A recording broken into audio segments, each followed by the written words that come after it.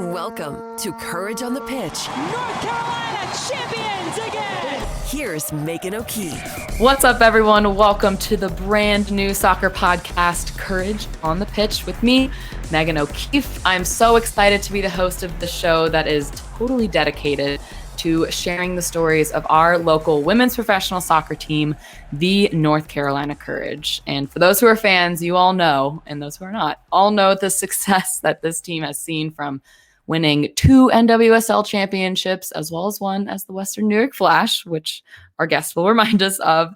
And they've won 3 NWSL Shields, the 2018 International Championship Cup. Plus, the roster is full of just so many amazing players, from World Cup champs, we've got Olympians, and just incredible talent across the board. So this show is going to be completely dedicated to sharing their stories and success on the field, as well as getting to know these players off the pitch. So for those of you wondering, probably all of you, who am I? Megan O'Keefe here as the host. I played soccer my whole life. I played Division I at American University in DC. And now I am fortunate to be the communications director at the North Carolina Courage. So super excited to be the host of the show. We will have brand new episodes every Thursday. So be sure to subscribe on WRALSportsFan.com. You can find us on the app or just wherever you get your podcasts. And if you want to watch us on video, all the episodes will also be on 99.9 The Fans YouTube channel. We would love for you to like, rate, subscribe, comment, all the things on the new show. We are so excited to have you here as our listeners. Kicking off the show as our very first guest, we will be chatting with the one and only Jess McDonald. But before we get to our conversation, we're going to do a little bit of a recap from this past weekend's games. The Courage traveled up to the nation's capital to face the Washington Spirit, and while the result certainly wasn't what the Courage was looking for, they lost 2-0. The team is still sitting in first place in the league, and this was a game where 3 of our 4 Olympians weren't there. So they were missing Sam Mewis, Lynn Williams, and Dabinia. And this was also the last game for our captain, Abby Urseg, before she traveled over to Tokyo to play with her New Zealand side for the Olympics as well. So you're going to see a lot of changes in the roster. Obviously, the result from this past weekend wasn't what they were looking for. But at the end of this episode, we will preview this weekend's upcoming game. So I'm looking forward to some of these matches coming up where, while the Olympians will be gone, it's going to be an awesome opportunity for some new stars to emerge. So we will tease that a little bit later in the episode. And I also want to give a little recap of our men's side, NCFC. They also had a game this past weekend against Greenville Triumph, where they tied 0-0. And our men's side has had a tough go at this season. They have almost an entirely brand new roster. They signed 15 academy players. So just a really young but talented team. So while the season started off sort of slow for the guys' side, they really have had a positive trajectory so far. The past 3 games, they have gone unbeaten. And last Saturday's game was their 3rd time playing against the Triumph. First 2 times they played them, they lost. So this tie was definitely a more positive result that they were looking for. So we will be sure to preview their upcoming game at the end of the episode. So coming up, we will go off the field as we sit down with the Jessica McDonald as we talk to her all about the Courage and how the season's been going for them so far, as well as what it's like to be a mom and pursuing her dreams of being a professional athlete and owning her own business. So she's juggling it all and doing it amazingly. So stay tuned for that conversation coming up next. Courage on the Pitch. Off the field. Welcome back. I am honored to be joined by the one and only Jess McDonald. You're our first guest of the Courage on the Pitch podcast. Thanks for joining. Yeah, thanks so much for having me. I was super pumped to be on here and excited to obviously have a conversation with you and get to know one another a little bit here, which is awesome because, you know, you're new to the office here. So it's nice seeing you at training, obviously getting to know you guys because, you know, there are a lot of times where we do speak about people in the office and we can't even name, you know, half the people that do the hard work for us. You know what I mean? So wow. You can see your guys' faces at training, and it's nice to obviously be on this podcast with you. So oh, thanks. Yeah, this is how we feel. This is just us chatting. This is actually going anywhere. I just wanted to hang out with you and just talk. Okay with that. There we go. All right. Well, I'm sure most people listening know who you are, know your background, but I do want to give a little spark notes of your background. I feel like I could spend the next hour talking about your successes. But Jess McDonald, you've played professionally for over 10 years now. You've been on 9 different pro teams. Then you finally found a home here with the Courage back in 2016 when they were the Western New York Flash. And you made that big move with them down to North Carolina, and you've won 2 NWSL championships, 3 Shields, the 2018 ICCs, and you were named MVP of the NWSL championship in 2018. And you were a UNC grad, 2-time Natty champ with the Tar Heels, and you're also a business owner. And I think the coolest title of them all, you're a mom. So I think I covered most of the highlights, but holy cow, how do you do it? How do you balance all of this? Well, I got to correct you because I'm a 3-time NWSL champion. Oh. We've won 2 with the Courage, but we won 1 as Western New York Flash. There you go. Maybe we'll have to re-record that. So my next teammate that you have who's been with the core of the team, you got to make sure you say 3 instead of 2. Okay. 2 Courage, yes, that is correct. But all right. you know what? Sport has been part of my life literally since I've been in diapers. I grew up with all boys, and during my childhood, times were just so different than it is now. And, we didn't rely on technology the way that these kids do. We were always outside being active, and staying out of trouble. And that was through playing sports all the time. And so being competitive and being an athlete was just instilled in me naturally because that's all that I was surrounded by. And so being able to be on this incredible adventure that I call my life, including my son and all of my success, is just cherry on top. This is what I've been doing my whole life, and seeing it all kind of unravel and seeing how it's gone through the ups and through the downs, it's all worth it. The sacrifices, everything. But most importantly, I've been able to share a lot of this journey, my entire pro career, with my son. And that's really cool for him to witness. He's my number 1 fan. So I play for that little guy at the end of the day now. So I love it. And just hearing about your journey and your story, which we'll get to towards the end there, and obviously want to dedicate a lot of our conversation to talking about your son. But let's just focus a little bit on the soccer side really quick. We'll just do a little soccer chat. Talk to me about a little bit of a state of the union of the Courage right now. How do you feel like the team has been doing? Obviously, you're sitting at the top of the NWSL, so not too shabby, but talk to me a little bit about how the team's feeling so far. Right now, we're kind of like in between. We've, had some hiccups throughout the season already so far, and we're trying to figure out how to fix that. And so we obviously came up with the mantra, getting our hands dirty, getting in the dirt. This is where our roots start of this amazing, immaculate tree of strengths and, weaknesses that we bring together as a team. And we're still kind of digging our hands in that dirt, still, being connected to the roots of what our goals are here this season. And so I think even with the new personnel that we have on this team, they've meshed so well with us and knowing what we're all about. And so we have these high expectations deep inside of us, and we'll be disappointed in ourselves, not just as a team, but as individuals, whenever, there's a tie or a loss where we know that we could have done better. I could have scored more goals.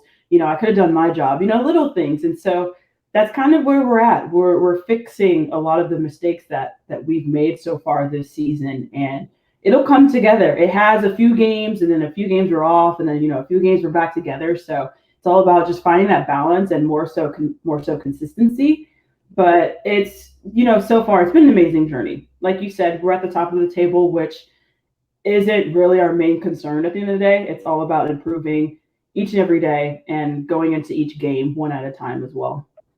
Yeah, that's where I feel like the Courage that's what sets you apart, because like you said, yeah, we're at the top of the table, but for us, like, that doesn't matter. It's how we perform. It's our consistency. And I just feel like that's the Courage culture. Just just because we're number one, that means nothing. It's about the team and the cohesion, and that just makes you guys as good as you are. So you talked a little bit about the new faces on the team. Obviously, the roster looks a little bit different than years past. And for you've been with this team for 5 years now. How would you describe your transition of your role from now this veteran leader on the team? Yeah, it's been a little different now. I think this year it's been the most different than most years in my career. Like you said, I'm a veteran now, but I'm also the oldest on the team. So I know I have to bring sort of that mom presence and show them that, it's going to take hard work day in and day out, not just for the new players, but also the rookies, the younger players as well. And so at the end of the day, I just try to set a good example at every training.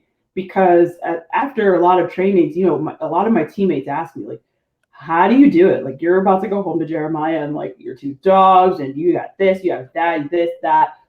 What the heck? And so, I just try to set an example by my actions at every training and just showing that we can all be boss ladies, at the end of the day. And so I like the role. I like sort of the momish role with this team because, I'm the oldest and I know I am someone who a lot of my teammates do look up to. So it's nice to be there for my teammates within that regard because I can be, a silent leader, but then I can also be your hype man at the end of the day. You make a mistake. All right, let's go. It's okay. We're going to make mistakes. Let's move on from this.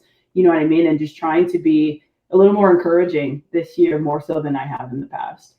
Yeah, and I'm sure it comes naturally to you, that like motherly role. You're like, okay, I can do this at home. I can do this on the team. So I'm sure that's pretty natural for you. So obviously we got the Olympics coming up and you have a few teammates, playing over in Tokyo, but you have had the opportunity to represent the national team on a world stage, not just represent, but win the World Cup in 2019. So I'd love to pick your brain about that experience of not only repping the United States, but winning and what that whole experience was like. So I guess we'll back it up a little bit and tell me about, the moment when you found out you were going to be playing in a World Cup. Yeah.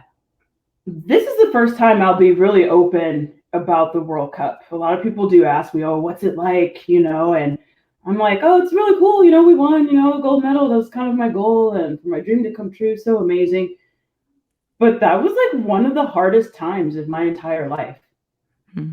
I got invited into camp more consistently starting November of 2018, knowing that this was like a preparation year for the World Cup. And so, as you know, I'm a single mom and I had to leave my son here in the United States or just here at home because he was in school full time. And I couldn't bring him on the road with me, even though with the national team, they are very supportive of moms, which is amazing. It's very comforting, but like my kid's in school full time, so he couldn't miss school. And so from November 2018 until July 7th, which is when the World Cup Championship happened, I was in and out of the U.S. and out of town at camp between 2 and 6 weeks at a time. Wow. Like the sacrifice that I made, leaving my kid here with my amazing North Carolina family. If it wasn't for them, this literally wouldn't have been possible because I have no blood relatives here in North Carolina. So they helped take care of him while I was gone. So it wasn't as stressful, but still spending a lot of time away from my kid it was gut wrenching. But this is also an example that I love to show and share with people because a lot of these kids that I even mentor who look up to me, they're like, what do I have to do in order to make it pro? And I'm like, you got to make sacrifices. You might miss prom, birthday parties, this, that. I spent a lot of time away from my kids. So that was very, very hard every day. But like I said earlier in this podcast, I'm doing it for him, at the end of the day. So I kind of have to look on the bright side. And so that's what made me so grateful to be invited into each camp. I'm not allocated. I'm not even a contracted player. I'm an underdog and I have this on my shoulder. I'm the only mom on the team. So I'm definitely out there fighting for something that, a lot of people couldn't even imagine. It was a fight and it was a scrap, the blood, sweat, tears, sacrifice, but it was so rewarding because look what happened. We won.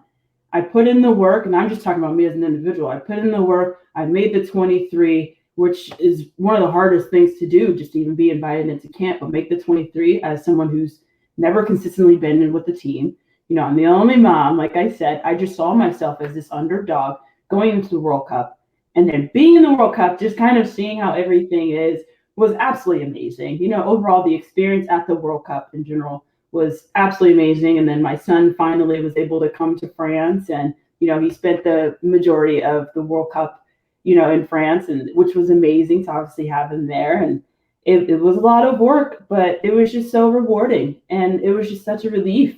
And that feeling, I don't know if I'll ever have that feeling again in my life. And so that's the kind of feeling that I want everybody on this earth to experience, because it's absolutely amazing. And it's just cherry on top of happiness in your life. And like, you work so hard and you get rewarded for it. And it's just such an amazing feeling. Oh my gosh. I have chills just you describing that entire journey. And I'll never forget some of the photos I saw of you and Jeremiah celebrating after the game. And it just, I'm sure it brings tears to your eyes, but for me, just from miles away, that was just so remarkable seeing you get to have that moment with him. And you talk about he's who you play for, and he's who you go through all these things for. And so going back a little bit, you talking about, you know, struggling, just fighting, being the only mother at the time. Who would you go to for advice? And, you know, since your situation was fairly unique compared to your teammates, did you have someone to sort of go to lean on through the tough times? Yeah, see, I have friends that I was able to FaceTime. You know, I have close friends, Jay Hinkle being one. She was definitely there for me, her and her husband, Matthew. And, you know, friends from back at home in Arizona. And I also had a few of my best friends actually come to France in the World Cup. And that was just amazing to have their support. And, you know, an aunt of mine came out, but, you know, throughout that journey, I obviously kept in contact with, or I was in contact with obviously my North Carolina families. They had my son, but the mom, Marta, the wife of the family, you know, she was like a secondary mom to me. And I see the kind of mom that she is to who I now call my little sister, Isabel. And just having that person I look up to just as a mom and as a human being, because she is such a calm woman and just like understanding of all situations. And so there were times I cried to her on the phone while I was in camp, and just her words and just her being there for me was just, it was different for me. And it was just nice to have somebody in mine and Jeremiah's life who I can also look up to and turn to, not only as a parent, but, you know, just kind of as her daughter figure, and just like a mom being there for me was just, you know, amazing and comforting. And it's just nice to have that support in order to cope, because, you know, sometimes I do use my sport as a coping mechanism, but sometimes I get in my own head. I'm my biggest critic. You know, I have a bad training session. I'm hard on myself. And it's just nice and refreshing to just have somebody there for me. Yeah. And, you know, Marta, that's her name. And she was one of them, her and her husband, Dan. So it was just nice to have, you know, family there for me, but also my best friends were as well. And Jay Hinkle definitely being one of them. I feel like that's such a testament to you just being this powerful athlete. Of you not only have this family surrounding you on the field of the Courage and your team and the national team, but also you have this team around you off the field and your family members, your close friends. It's just really cool to hear, you know, you have both of those things, and that's something so many people aspire to have. And the fact that you have that on both sides of the field is just awesome. Thank you. Yeah, absolutely. All right. Well, you know, building off of that and just talking about your journey, I know you mentioned this at the top of the episode.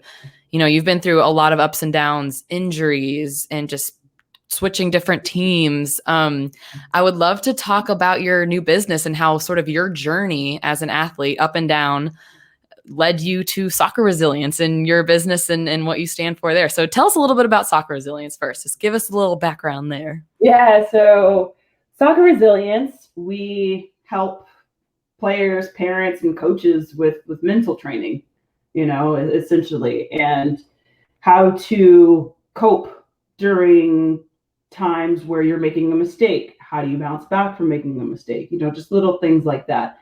And how can parents be more encouraging? how can coaches, react one way instead of another? And so, because, with coaches and parents, it really does affect the players. It's their kids. And so, a lot of kids feel under pressure, and how do you cope with that pressure? And so we put the human being first and the player second, so it's just nice to have that sort of impact on, the soccer community. We mostly do soccer teams, and individuals as well. So that's been really amazing, but it's also been a learning process for me since I've been a business owner, and just kind of learning more so about the human brain and how hard we truly are on ourselves. Like everybody, athlete or not. And so I just learned a simple fact, since I've been business owner for Soccer Resilience, is that we have 80,000 thoughts in a day, and 80% of them, no, excuse me, we have 50,000 thoughts a day, and 80% of them are negative. Wow. This is all people. And I'm like, why do I think this? Why am I like this? I'm like, that's probably true. Yeah. You just stress yourself out for no reason. Okay. Yeah. How can we fix this? And this is what Soccer Resilience is about, is fixing that problem.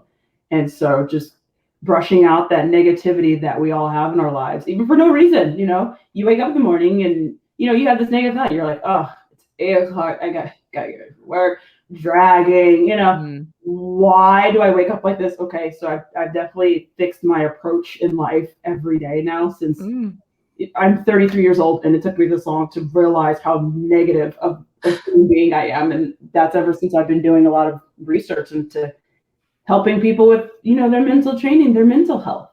And so we have Dr. Brad Miller, who is another co-founder of Soccer Resilience. He has his own practice. He's a psychologist. He has his own practice in San Diego. So he brings the psych part to it. And he was also a D1 soccer player at Wake Forest. Nice. We have Matt Spear, who was head coach at Davidson University for almost 20 years for the men's program.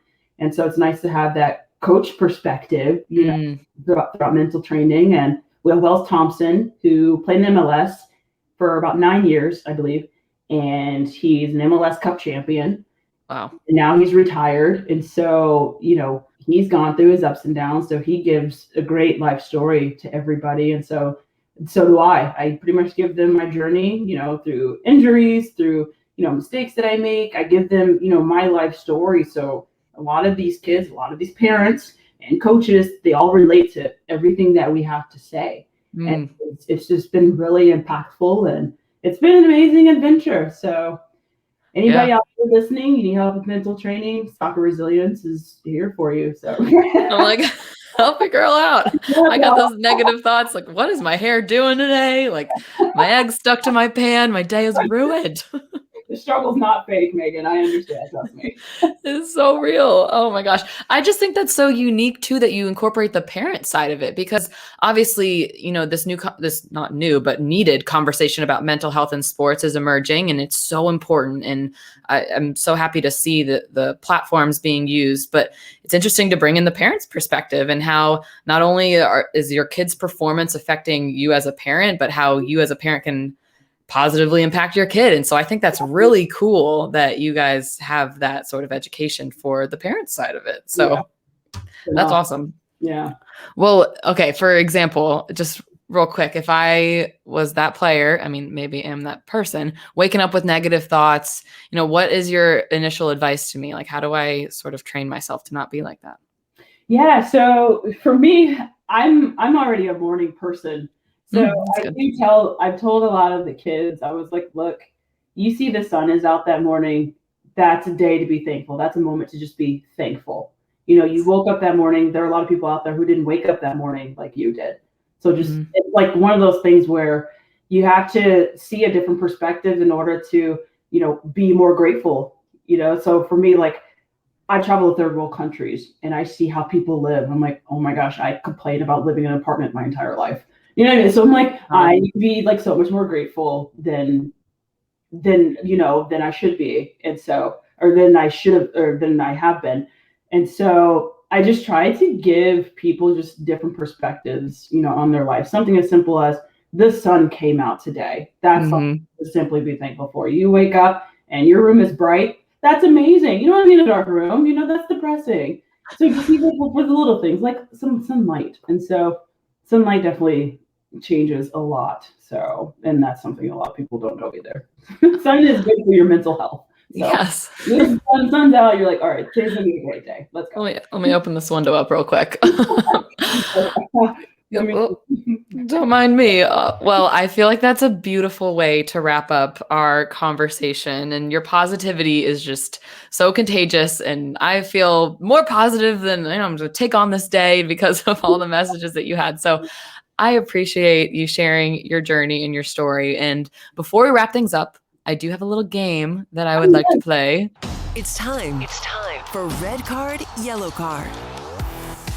So we're going to give you a category and 3 things within that category, and you're basically going to rank them based on play on, I'm into it, this is my jam. Yellow card, maybe I'd be into it. Red card, off the table, no thank you. So we got pancakes, omelets, or a healthy smoothie. Play on, pancakes. Yellow card, omelet. Play on, healthy smoothies. Or do I have to use... You have to use one. This is dire. Mm-hmm. Okay. Let me start my answers over. Reset. Play on, pancakes. Yellow card, healthy smoothie. Okay. Red card, omelet. Okay. Yeah. I'm into it. I mean, I'm all about the pancakes. I'll take pancakes for any meal of the day. So. Yeah, me too. I love me. Correct. Oh my gosh. Any time of the day. Yeah. All right. Next category is music. We've got country music, rap or hip hop, or pop, top 40 sort of popular music. Okay. Okay. Play on pop, yellow Okay. card rap hip hop, and red card country. See ya, country. Get out of here.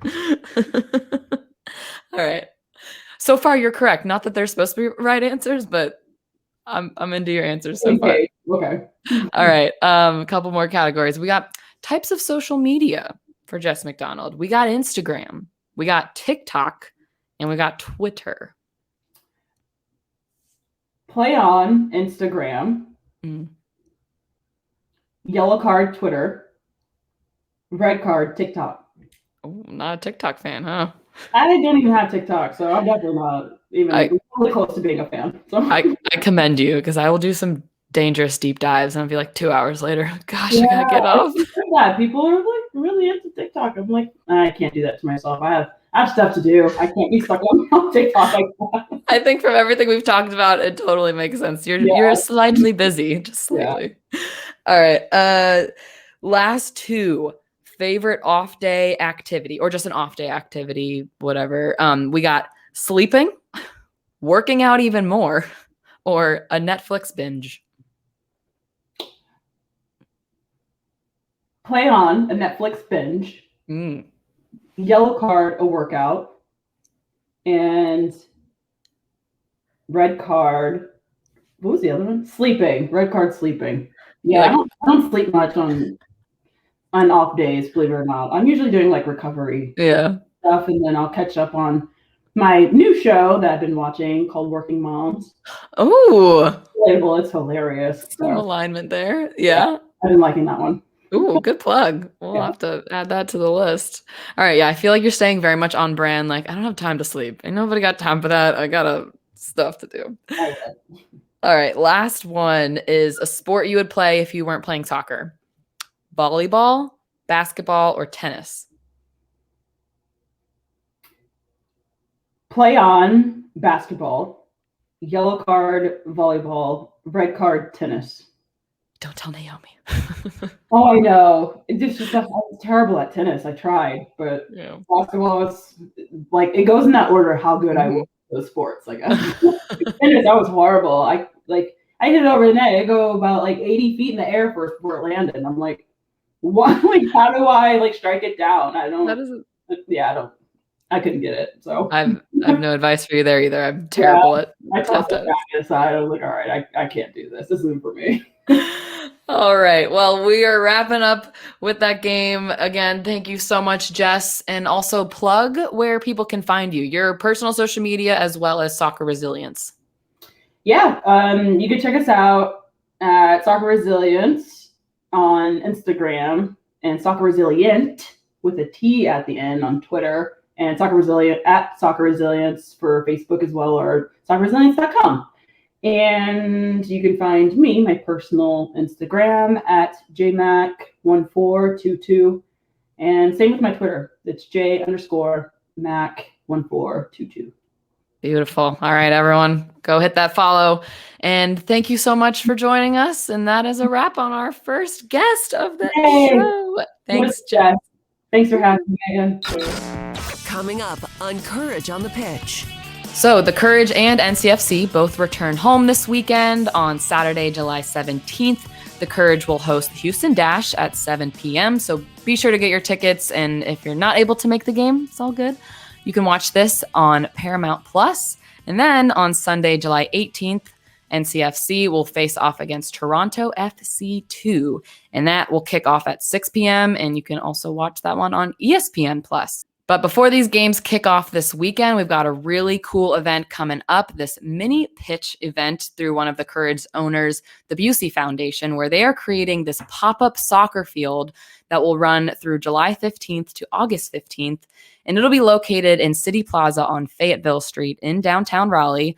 And this field's going to be used for youth tournaments, Friday night football, adult leagues, corporate leagues, and it will be open for the public to use whenever there's free time in between all of those leagues and games. So this free play soccer initiative is through the Busey Foundation, and they're aiming to raise $2.5 million over the next 2 years to build 25 local soccer fields in neighborhoods around the Raleigh area that lack access to soccer fields. So be sure to check that event out. It is going on throughout the next month. And don't forget to get your tickets to the Courage and NCFC games this weekend, or tune in if you can't come to the matches. But thanks so much again for everyone for tuning in, and we will see you next time.